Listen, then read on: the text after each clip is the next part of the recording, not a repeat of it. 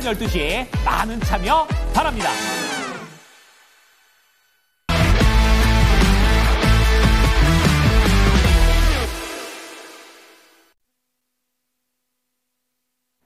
네, 이어서 프로의 시선 들어가겠습니다. 헤르메스 스탁의 하창환 본부장 함께하겠습니다. 본부장님 어서 오십시오. 네, 안녕하십니까.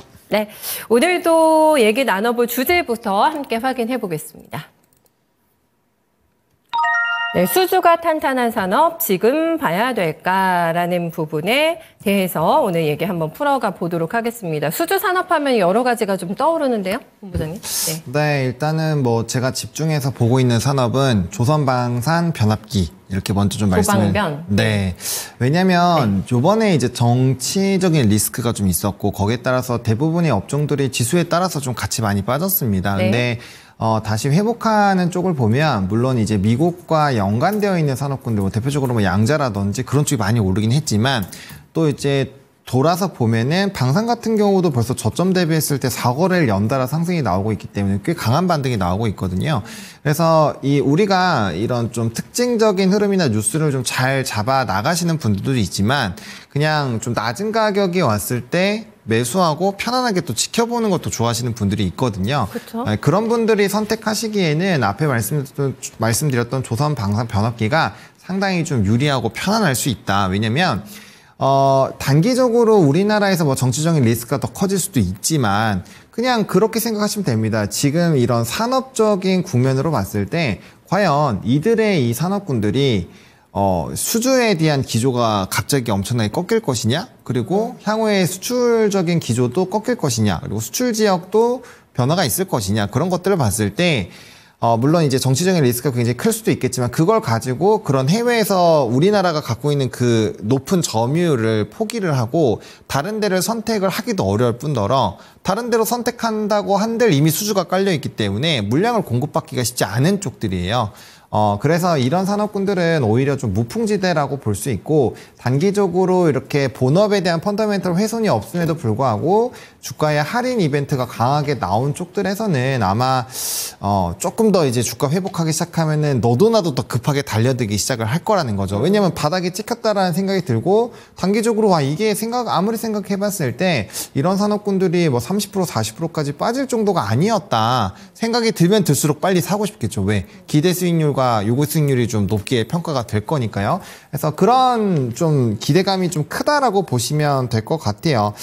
그래서 제가 오늘 조금 집중적으로 말씀드릴 쪽은 방산 쪽이긴 한데 뭐 조선이나 변압기 같은 경우도 나쁘지 않다. 그리고 심지어 조선 같은 경우 최근에 또 많이 일부 반등이 나오기도 했고요. 네. 스토리가 굉장히 좋아요. 가장 먼저 미국에서 손을 내밀었고 관세에 대한 부담이 없고 그다음에 향후 수주가 정말 3, 4년 동안은 폭발적으로 늘어날 수 있는 LNG 프로젝트라는 그 키워드가 있기 때문에 뭐 굉장히 매력적이라고 생각합니다. 변압기는 뭐 말할 필요도 없고요. 그래서 그런 스토리들을 갖고 있는 산업군들은 어쨌든 좀 주목을 해보셨으면 좋겠다라는 말씀을 먼저 드려보겠습니다. 네, 아마 저희 계엄 사태 나오고 나서 좀 가장 많이 빠진 섹터 중에 하나가 아마 방산이지 않을까라는 생각이 듭니다.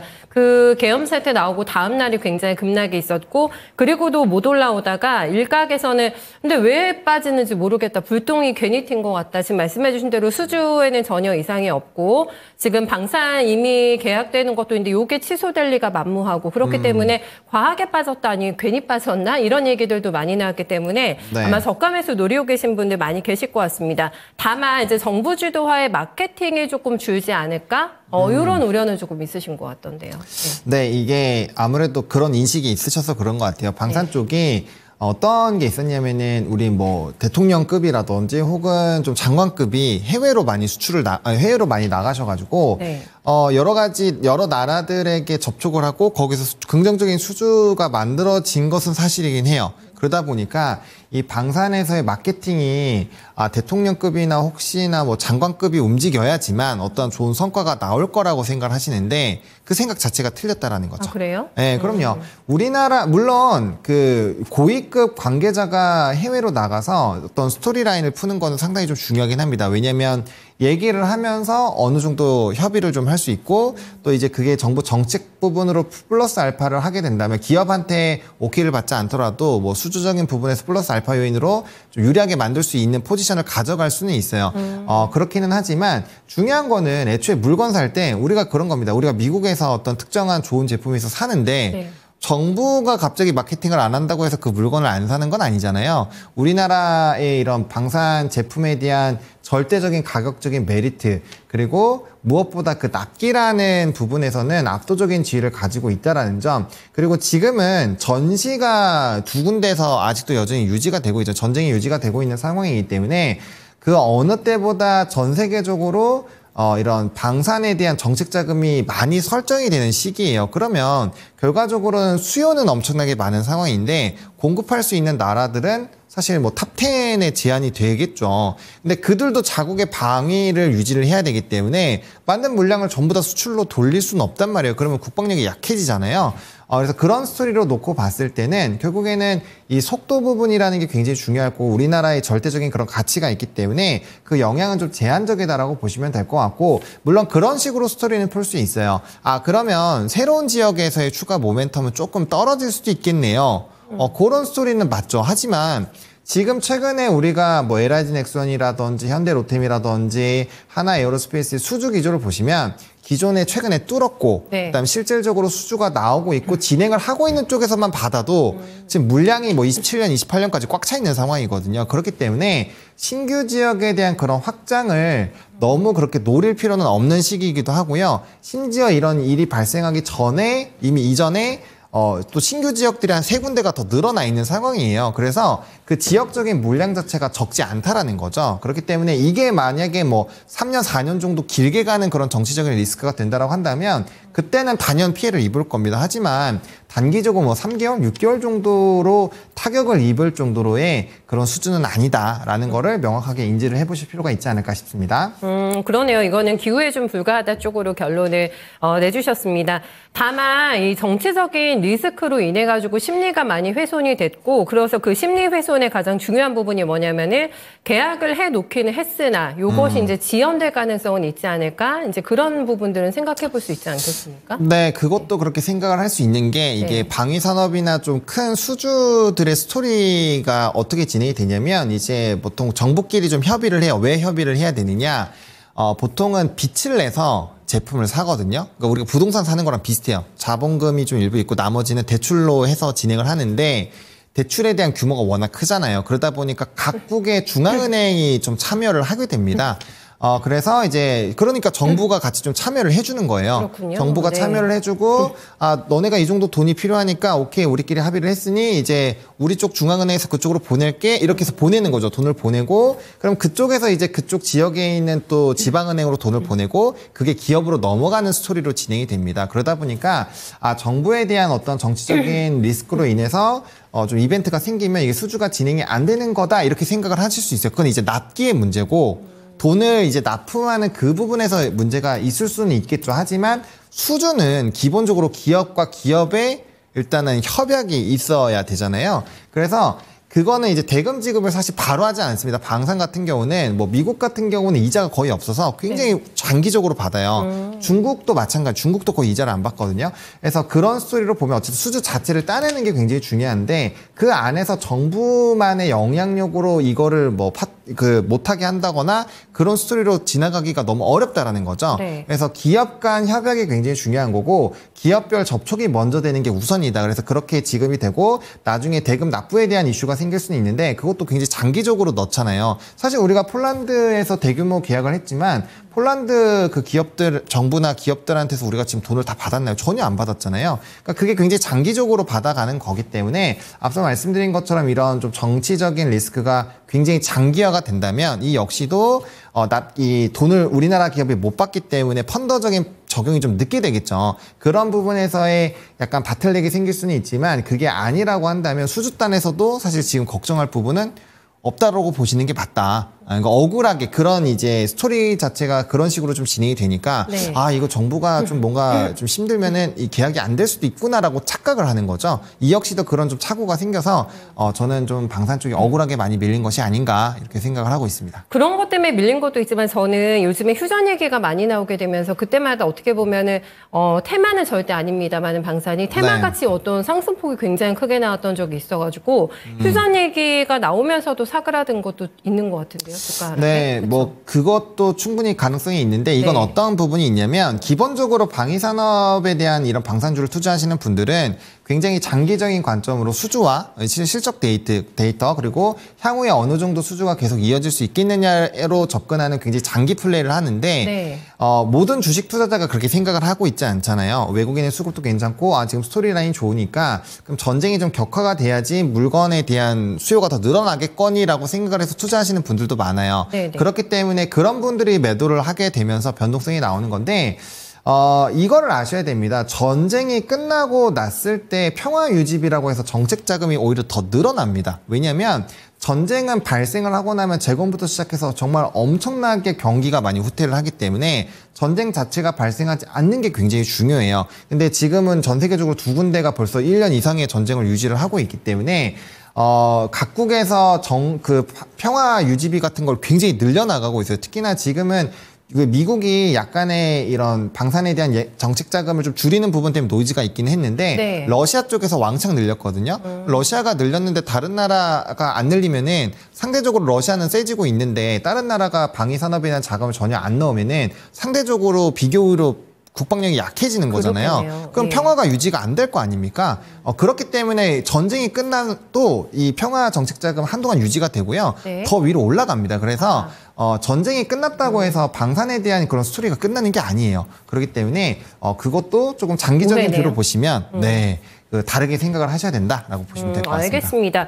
지금 다 무게고가 비어있다고 하는데요. 그래서 다시 채워 넣어야 하기 때문에 오히려 전쟁이 끝나고 1년이 굉장히 화랑기였다라는 분석도 보시면 있습니다. 그러니까 이런 거는 다 기후에 불과하고 그렇다면은 중요한 거는 방사는 굉장히 지금 매력적인 구간에 와 있는 거네요. 네, 맞습니다. 네. 일단 증권가에서도 사실 이렇게 낙폭이 강해지면은 대부분의 상황에서는 목표 주가를 하향 조정을 한다거나 부정적인 스토리가 나오는데 최근에 방산 리포트 보셔서 아시겠지만 지금은 뭐 약간 기회인 것처럼 되게 많이 표현이 되어 있습니다. 그만큼 본업에 문제가 없다라는 게 제일 핵심인 것 같아요. 근데 우리가 주식 투자를 하다 보면은 본업이 문제가 없는데도 센티적인 이런 정신적인 부분이나 좀 약간 공포 심리가 나오면서 좀 과매도가 나올 때가 있거든요. 그런 스토리라고 보시면 될 것 같습니다. 그래서 일단 증권가에서 굉장히 견조하게 스토리가 풀리고 있는 상황이고 외국인이 금융주나 이런 것들을 팔고 오히려 방산을 좀 사들여 나가고 있어요. 지금 실적에 대한 이런 중요도가 굉장히 높아지고 있는 시점이기 때문에 넘버가 확실하게 찍히는 방산 쪽은 굉장히 좀 긍정적이라고 보시면 될 것 같고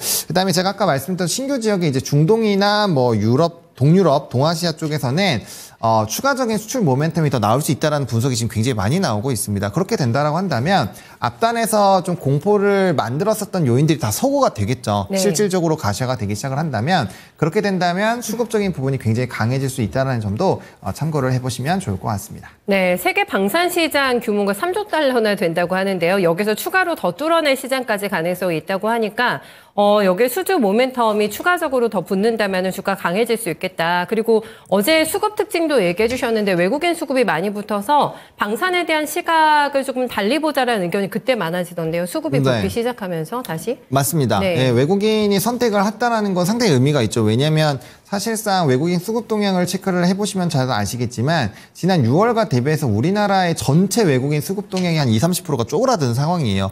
그 정도로 힘든 상황인데 특정 정말 소수의 그런 산업군들로 외국인의 수급이 뿌려지고 있는데 거기에서 좀 유리한 게 조선방산 변압기거든요. 특히나 방산은 다시 좀 늘어나고 있는 상황이고요. 그렇기 네. 때문에 충분히 주목도를 가질 필요가 있고요. 외국인은 한 번 사기 시작하면 굉장히 연속적으로 삽니다. 팔기 시작하면 굉장히 오래 팔아요.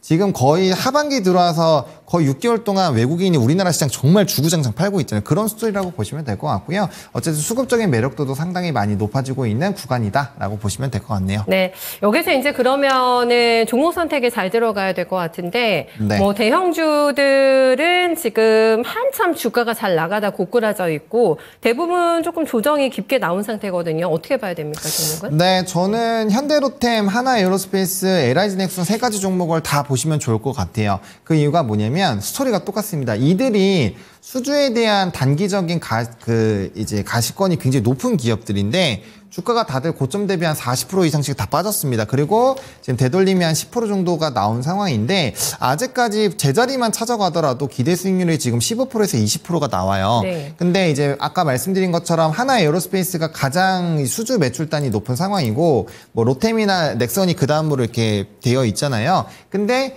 이들의 스토리라인이 정말 똑같다라는 거죠. 수주 잔고 계속 늘어나고 있고 전체적인 절대값은 다르지만 수주 지역도 다변화가 되고 있고요. 또 이제 본업에 대한 스토리도 굉장히 좋아요. 그래서 저는 만약에 세 가지를 동시에 다 사기 싫으신 분들이 있으실 수도 있잖아요. 그러면 하나에어로스페이스는 우주항공을 조금 더 내가 더 좋아한다. 그렇게 생각하시면 하나에어로스페이스를 선택하시는 게 맞고 나는 철도, 요즘에 철도 같은 경우도 남북경협이라든지 뭐 철도 지화라는 그런 이슈로 인해서 좀 움직이잖아요. 난 철도를 유망하게 본다라고 하시면 현대 로템을 보시면 될 것 같고 그 다음에 이제 난 로봇을 좋아한다. 뭐 로봇계라든지 뭐 이런 것도 좋아한다라고 하시면 LIG넥슨을 선택을 하시면 됩니다. 그래서 이 선택 영역이 왜냐면 매출 비중의 또 일부분이 그쪽으로 쏠려 있어요. 그러다 보니까 그 동시에 맞물리는 기업 쪽으로 수급이 쏠리거든요. 그래서 만약에 내가 의사결정을 못하겠다라고 하시면 이 좀 선호하시는 산업군을 선택을 또 추가로 하셔가지고 그 부분을 공통분모로 가져가시는 것도 종목 선택을 하실 때는 상당히 좀 유리하다. 이렇게 정리 드리겠습니다. 개인적으로 본부장님은 뭐가 탑픽이세요? 세 개 중에서? 네, 저는 로봇을 되게 좋아하기 때문에 LIG넥슨으로 하도록 하겠습니다.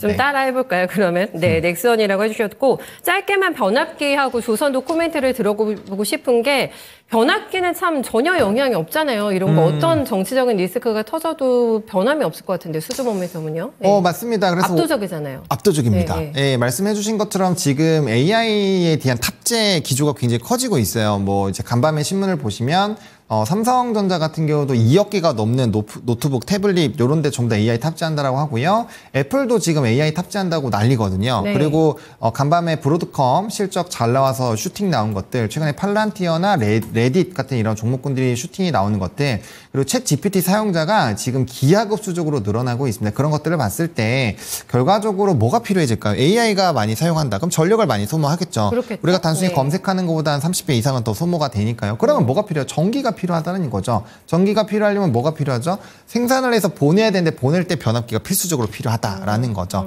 그래서 사실 산업의 변화에서도 엄청난 수요가 늘어나고 있고요. 뭐 미국 같은 일부 지역 같은 경우는 노후 변압기가 너무 많아서 지금 그것만 교체하는데도 3년 이상의 성수기가 있습니다. 지금 변압기는 없어서 못 파는 거예요. 그래서 전부 다 증설 들어가고 있고 빨리 증설이 끝났으면 좋은 그런 기조로 가고 있거든요. 그래서 산업적으로 너무 튼튼하다라고 보시면 될 것 같고요. 조선 같은 경우는 앞서 말씀드린 것처럼 LNG 프로젝트가 다시 25년, 26년도에 굉장히 폭발적으로 늘어날 것으로 보여지고 있고요. 단기적으로 LNG선만 400척 이상이 일부 특정 기관에서는 430척 정도가 수주가 나올 거라고 보고 있는데 전 세계적으로 중국과 우리나라가 수주를 양분을 하고 있지만 중국이 좀 높죠. 하지만 LNG선으로만 놓고 보면은 우리나라가 전체 점유율의 60% 이상을 항상 차지를 하고 있습니다. 그러면 400척 중에 60%니까 240척은 최소 우리가 가져가는 거죠. 연간 수주가 보통 80척 정도로 보고 있기 때문에 3년치가 단기간에 나올 수 있습니다. 그러면 지금 이미 26년, 7년까지 깔려있는 수주 상황에서 추가적인 3년치가 더 생기면 한 30년까지는 수주 걱정할 필요 없다라고 보시면 될 것 같고요. 그럼 조선주도 굉장히 중장기적으로 랠리가 나올 확률이 굉장히 높겠죠. 그래서 그런 스토리로 보시면 될 것 같습니다. 네, 조정의 기회가 될 수 있는 쪽이 많은데요. 네, 얘기 들어봤네요. 말씀 고맙습니다. 네, 감사합니다. 네, 지금까지 프로의 시선이었습니다.